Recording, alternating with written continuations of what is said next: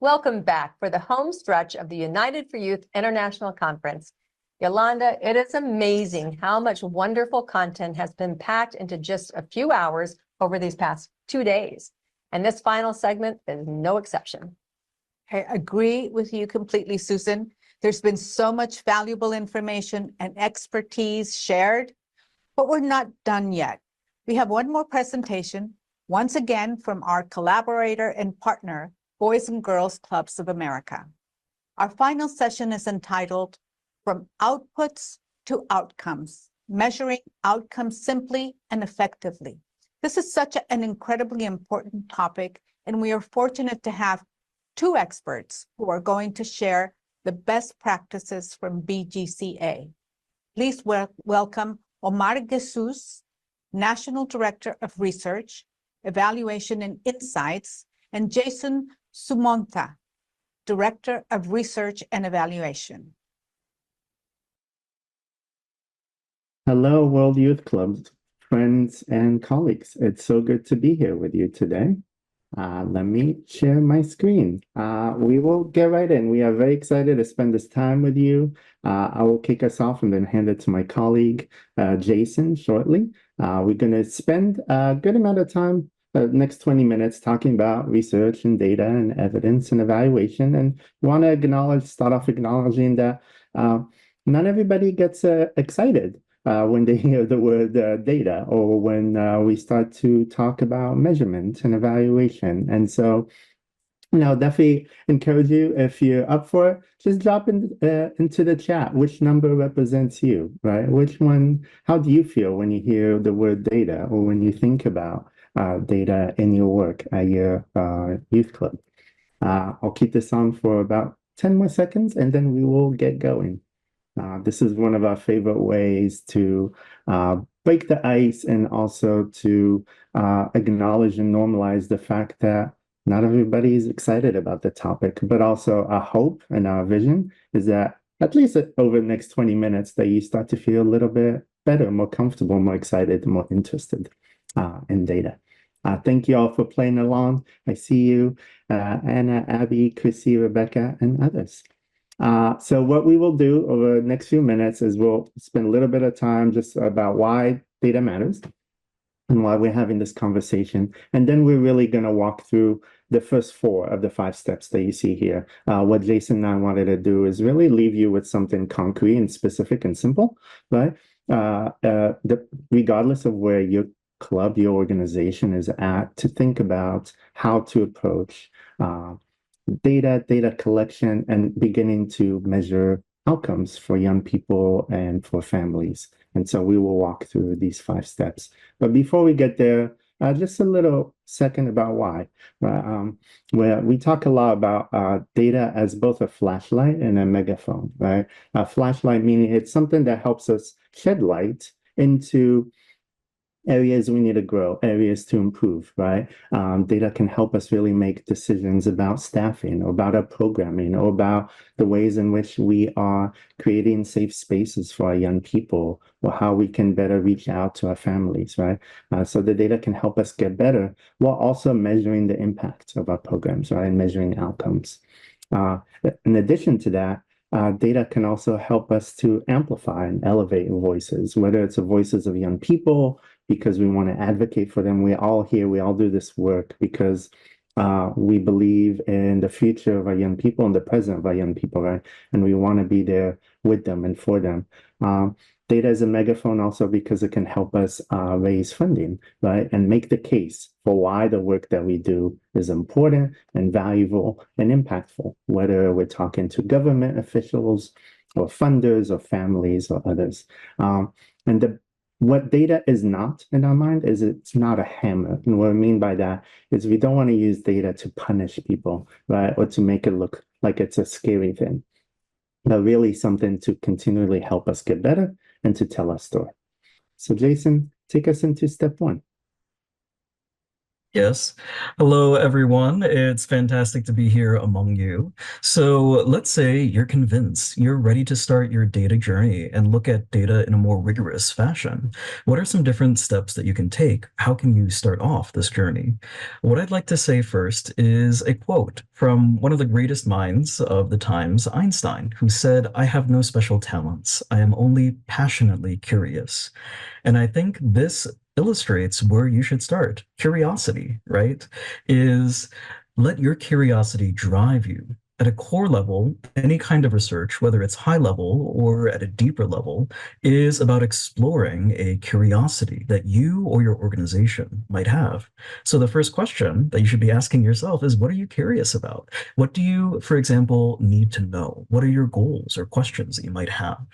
So here we might consider first, what are the things you would like to illuminate? What are the different qualities or impacts that you envision for your programs that you'd like to begin to shed light on?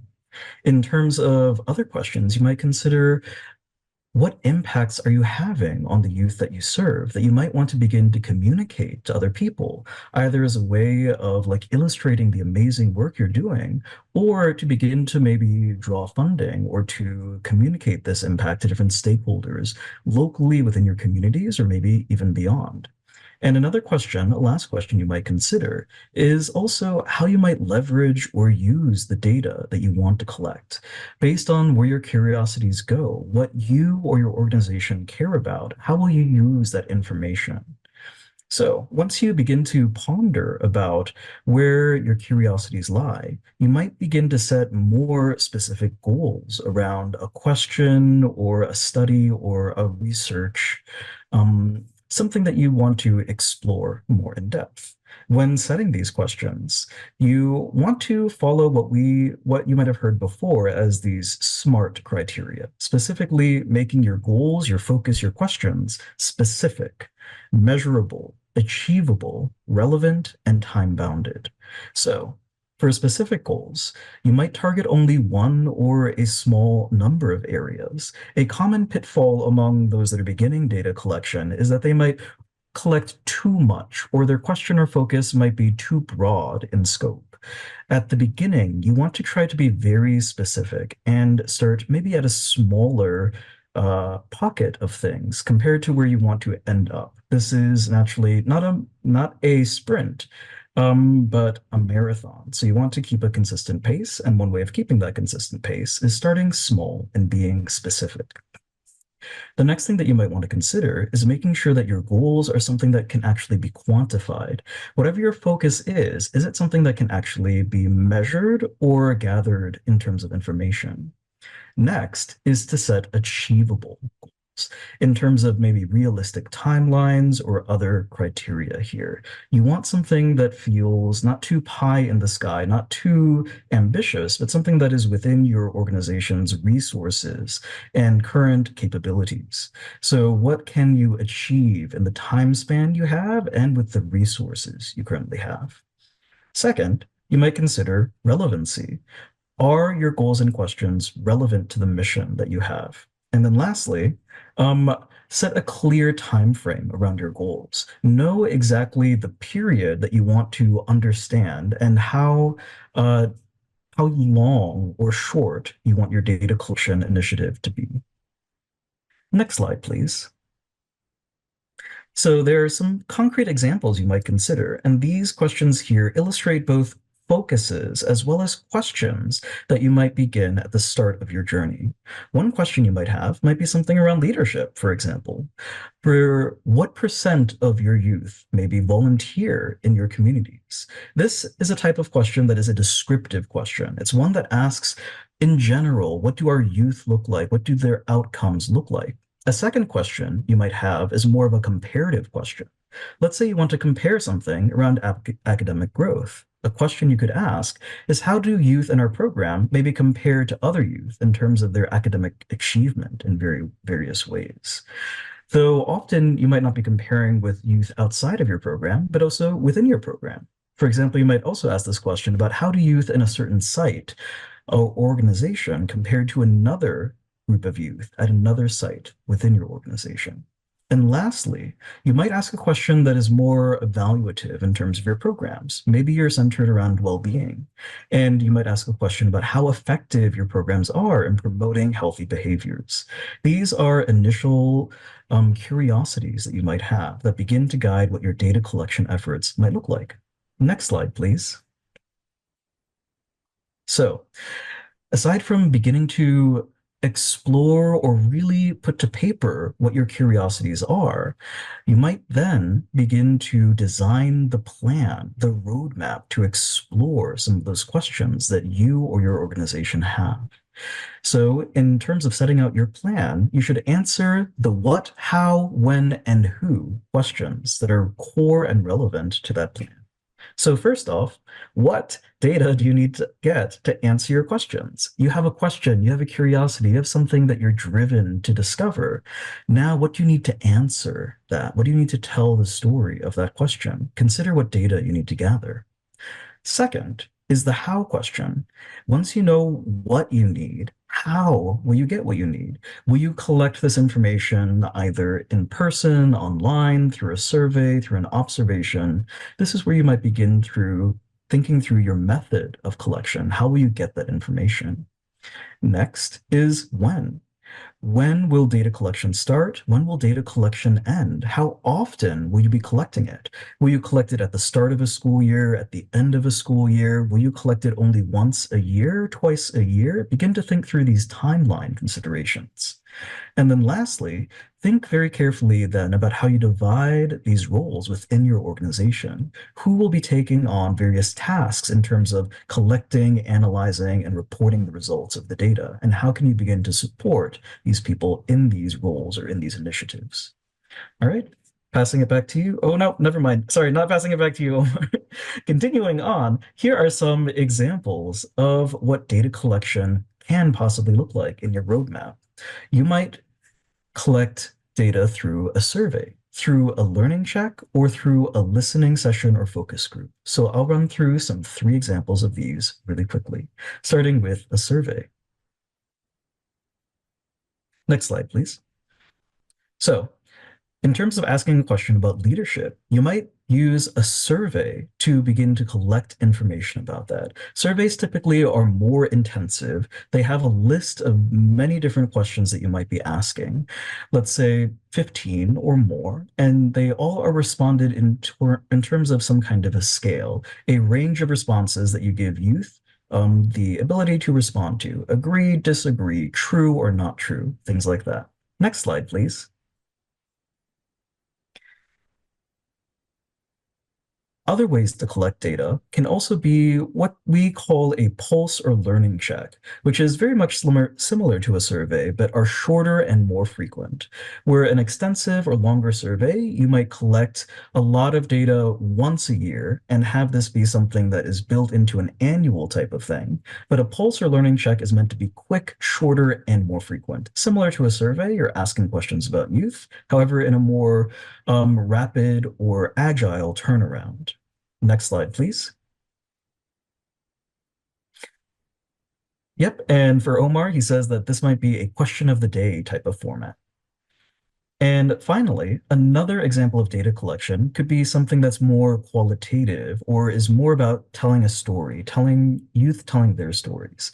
This could be a listening session or focus group where you gather youth together in some kind of setting and begin to ask them more free-form types of questions, like, what do you like most about the things we do here? Can you tell me what it means to be healthy to you? And have you tried any new things, any new foods, healthy foods, because of coming to the club or coming to the organization? This is more of an organic or naturalistic type of data collection method. All right, passing it back to you, Omar. Oh, I'm sorry, I keep trying to pass it back to you. Finally, general tips for data collection include explaining the purpose, making sure that all people understand why the data is being collected, encouraging honest responses, emphasizing that there are no right or wrong answers, using simple language that is developmentally appropriate for the youth you're working with, respecting their privacy when collecting sensitive data and using different forms of data collection, staying focused only on the data that you will use and not gathering beyond your capability. And remember that quality should be prioritized over quantity. More data is not always better.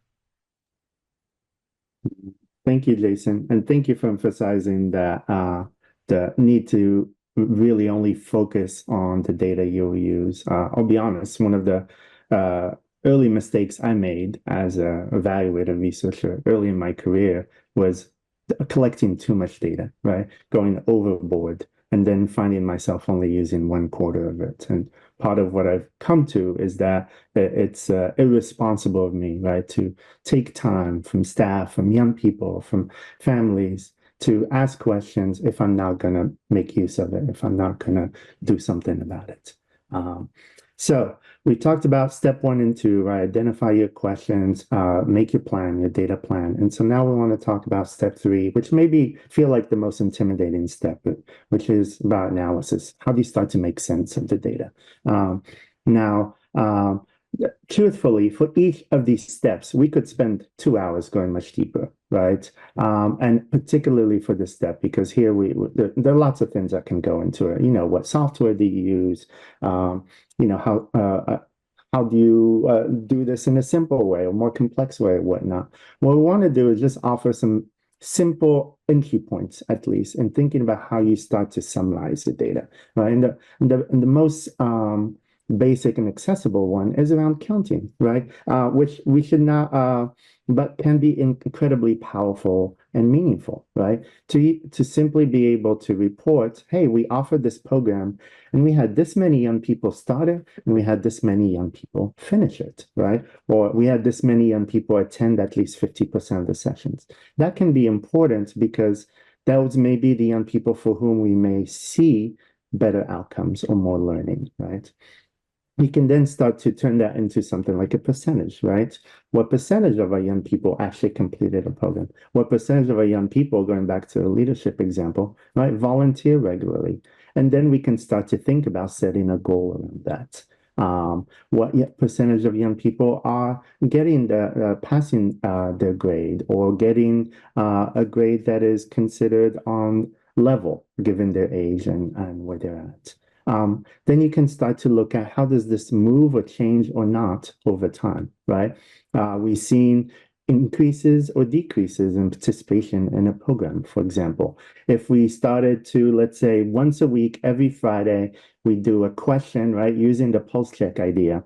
As young people are exiting our program, we decide, you know what, every Friday, we're going to ask them the same question. That question is going to be, did you have a good time today? Or how much fun did you have today, right? And instead of doing it in a survey, we do it, say we set up jars and we put some tokens and they drop a jar in the answer that's right for them, right? Or they use stickers or something like that.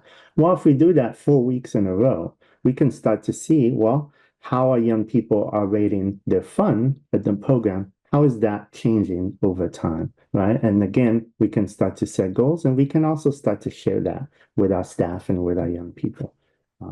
So really trying to think about ways in which we can do data that make us feel less overwhelmed, right? And make us feel less intimidated by it. Another piece is also looking at themes, particularly from something like a focus group, like Jason mentioned. Well, what were some of the things that young people find most fun at our program? What are the most common recommendations? What are some things parents tell us because we held like a parent session and got some feedback from them? What are some things that we can learn and start to act on? And all of this, what is really important as you start to go down this journey of collecting this data, to not treat it like dirty laundry. And what I mean by that, I don't know about you, but my dirty laundry sits in a pile, right? It's a mess. But to actually start to organize it early on, right? If you're going to do this fun thing, for example, this question of the week, start a Google sheet or an Excel sheet or something where you start to just jot down or compile that data in a clean manner over time so that when you go to analyze it, you're not scrambling, trying to find pieces of paper from 3 weeks ago or trying to pull from files that sit on 3 different computers. So really thinking about how to organize this in advance will make your work easier on the back end. Other thing to Oops, something happened with my animation. Oh, okay.